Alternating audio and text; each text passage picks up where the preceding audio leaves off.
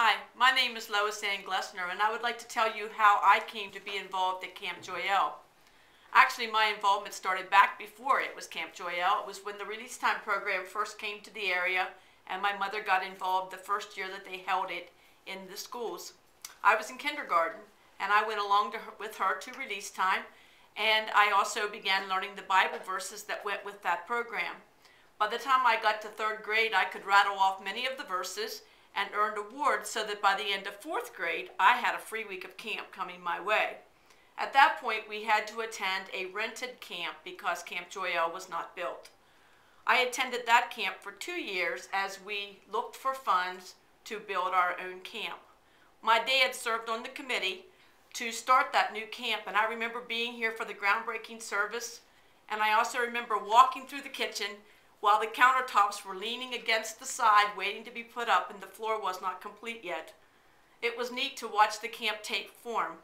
The first year it opened, I was a camper here. As a camper, I was involved very much with the missions programs. I love to be involved at missions. So when there was a missions emphasis and there was a program every day, I was in the front row if I could be, because I wanted to hear what was going on around the world.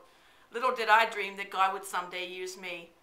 As a junior leader, we went to conferences, and one of those was a missions conference where I recommitted my life.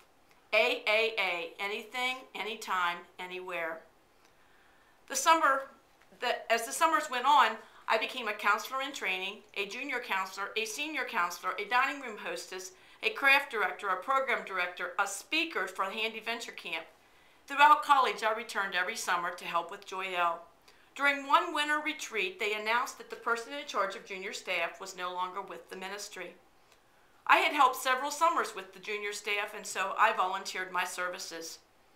In the course of the next 3 days, I was offered a position at Joyelle full-time, which I turned down all 3 times. I laughed, and then I cried at the same time.